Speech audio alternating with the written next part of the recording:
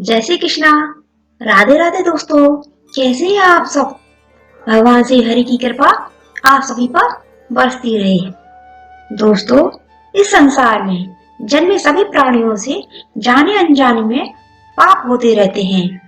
इन समस्त पापों से मुक्ति के लिए यह पाप मोचनी एकादशी का व्रत किया जाता है। पाप मोचनी एकादशी का अर्थ है पापों को नष्ट करने वाली। इस व्रत को संपूर्ण विधि विधान से करने से ब्रह्म हत्या, स्वर्ण चोरी जैसे महापाप से मुक्ति मिल जाती है तथा व्यक्ति को 1000 गोदान करने का भी लाभ प्राप्त होता है। यह व्रत चैत मास की कृष्ण पक्ष की एकादशी तिथि को सर्व पापों को हरने के लिए किया जाता है। इस व्रत का बहुत अधिक महत्व है।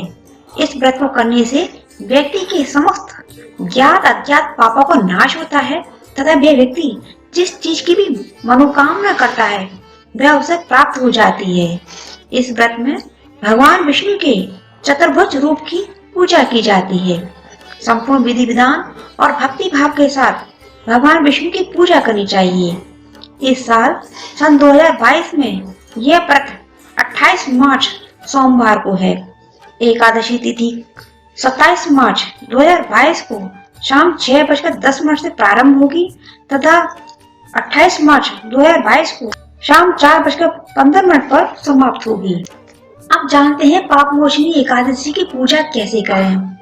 तो एकादशी के दिन ब्रह्म मुहूर्त में उठकर स्नान से निवृत्त होकर शुद्ध वस्त्र धारण करें तथा भगवान विष्णु के समक्ष व्रत का संकल्प लें।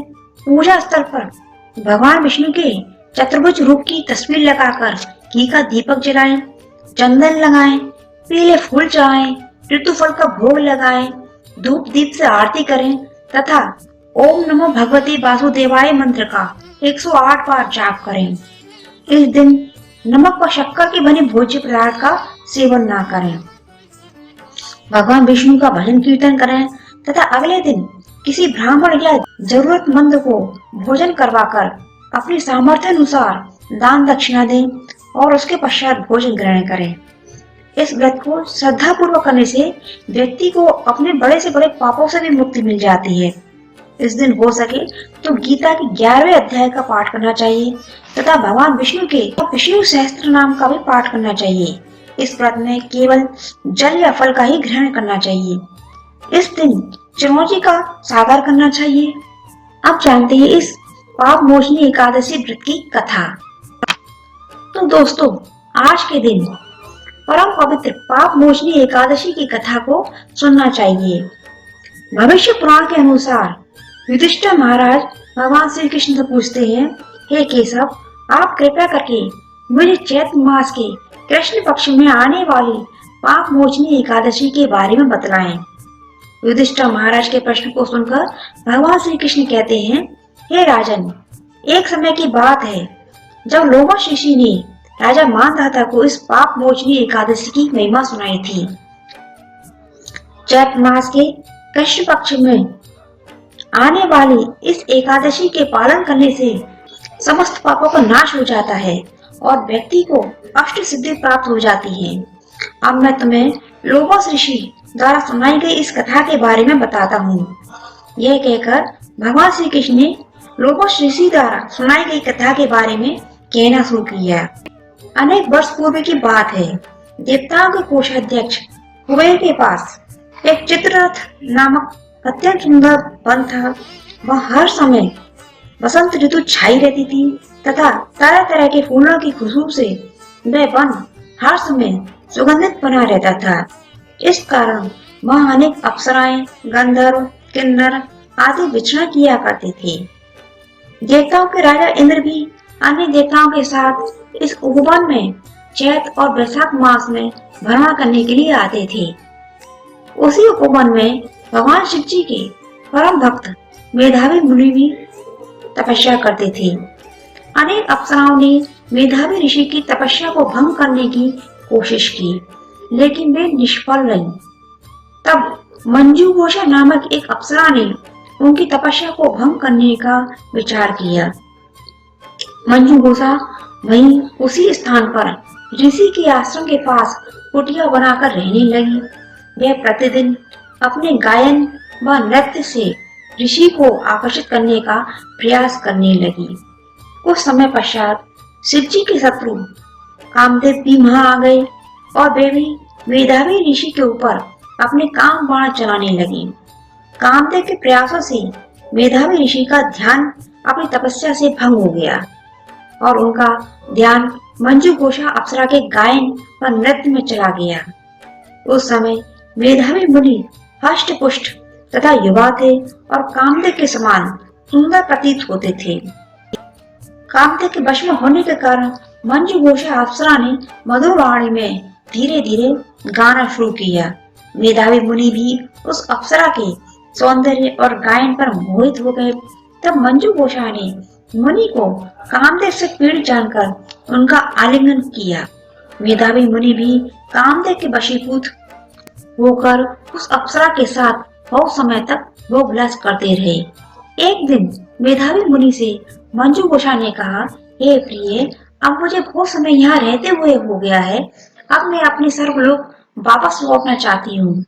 अप्सरा के ऐसे वचनों को सुनकर ऋषि कहने लगे, हे सुंदरी, तुम अभी संध्या को तो आई हो, अतः कुछ समय मेरे साथ और व्यतीत करो। प्रातः होते ही चले जाना। मुनि के आग्रह करने पर अप्सरा ठहर गई और कुछ समय तक रहकर और भोग विलास किया। एक दिन फिर उस अप्सरा ने स्वर्गलोक जाने की विनती की। तब फिर से मेधावी मुनि कहने लगे, हे देवी, अभी तक कुछ भी ज्यादा समय नहीं हुआ है, अभी कुछ समय और ठहरो। तब वह अप्सरा कहने लगी, हे नाथ, आपकी रात्रि का तो कभी अंत होता दिख नहीं रहा है, जबकि वास्तव में मुझे यहाँ आए हुए काफी समय बीत गया है। मंजू घोषा के ऐसे वचनों को सुनकर मुनि विचार करने लगे। तब उन्हें आत्मज्ञान प्राप्त हुआ और उन्होंने उस अप्सरा के साथ भोग विलास करने का समय ज्ञात किया। तो मुनि को पता चला कि उन्हें इस अप्सरा के साथ रहते हुए 57 वर्ष बीत गए हैं। ऐसा विचार कर मुनि बड़े क्रोध में भरकर उस अप्सरा को काल रूप समझने लगे और अपनी सारी तपस्या को नष्ट जानकर उस अप्सरा की ओर क्रोधित होकर देखने लगे। उनकी भ्रुकुटी तन गई और होठ कांपने लगे। उन्होंने उसी समय उस अप्सरा को श्राप दिया, हे दुष्टा, तू महापापनी और दुराचारणी है। तूने मेरी तपस्या भंग की है और मुझे शिव भक्ति से दूर किया है। तू पिशाचिनी बन जा। मुनि के श्राप से वह अप्सरा पिशाचिनी बन गई। तब वह अप्सरा मुनि से कहने लगी, हे मुनि, मैंने तो सुना है कि साधुजन की मित्रता से सौभाग्य में वृद्धि होती है, अतः आप अपना क्रोध को त्याग कर मेरा उद्धार कीजिए, मुझे इस श्राप से मुक्त कीजिए। तब जाकर उन मेधावी मुनि का क्रोध शांत हुआ और मुनि कहने लगे, हे दुष्ट नारी, तेरे कारण मेरा सारा तप नष्ट हो गया है, फिर ही मैं तुझे इस श्राप से मुक्ति पाने का उपाय बताता हूँ।